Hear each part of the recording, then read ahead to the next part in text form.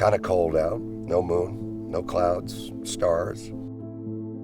A very dark kind of night.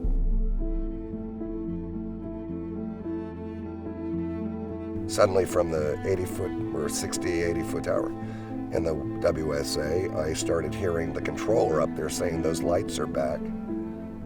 The red lights are back near Woodbridge.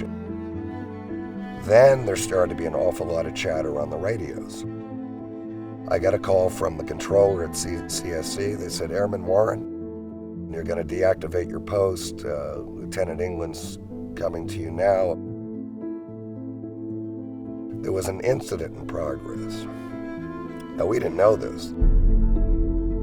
We moved forward to the main gate of Bentwaters and took off toward RAF Woodbridge. We didn't know where we were going. We thought we were on an exercise. We get up near the end of RAF Woodbridge. We were at the east end of the runway. It's a very unused road at night. There were flares in the road, Cup 2 flares. Security policemen. White Ford Cortina with a woman driver. They had her pulled to the side with a little girl on the seat, asleep. Lieutenant England yelled, where the hell are we supposed to go? And someone said, turn left after East Gate. We went past that road that would have accessed yonder Woodbridge. We went past that and turned left into Rendlesham Forest.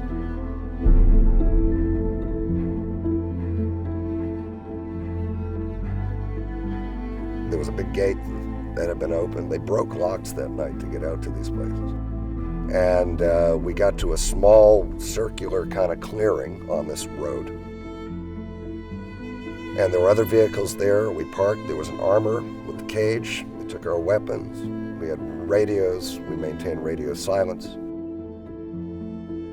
I saw activity off to my left. I saw lights on the ground. I don't know what they were, but flashlight type things. At a distance, because the trees you could see through everything at that point. They were set up for this night. I've said from day one, there were cameras. It was photographed and filmed. As we moved through the forest, there was a lot of stop and go. There was a lot of desperate searching for this base CO, the commanding officer of the base. Movement started to become slow.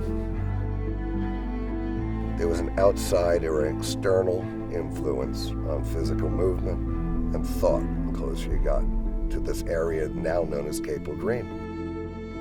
We didn't know what it was, and we thought, and we'd have exercises out there with the British Army, etc. I thought we were on one. But it got weird, and it got strange, and there was a lot of desperation in the voices on those radios.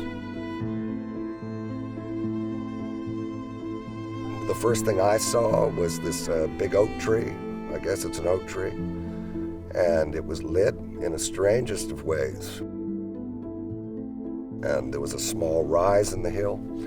They had already taken down this small barbed wire fence, a 2-strand barbed wire fence. They had cut it so to access this field. And they were stomping down this thing. And there were crushed ferns all over, no snow on the ground. Off to the left, across the field, was what I could make out was a house, a farmhouse. I don't know what it was. There were lights on, a light on the upper deck, on the upper floor. The right-hand light. To the right, in front of me, and there's a stand, a finger of trees that comes out from the back end of the field. I could tell because it was so dark, you could see it was more dense forest back there, big open field. In this field was a mist on the ground. It was 50-foot diameter. It wasn't hovering above it. It was like a fog. There were cameras there to the right, filming this thing, this glowing thing on the ground, the glowing fog. How's that? Greenish yellow. You could see through it. It's wrong. It's bizarre at this point. All this is wrong. Out in the direction of the North Sea, I could hear radio chatter, and here it comes. Here it comes. And this red light came in. It was the amber light, like Size of American basketball, maybe. I thought it was an aircraft. And it did a downward arc over this field, like a U. This thing came in 20 feet above this mist on the ground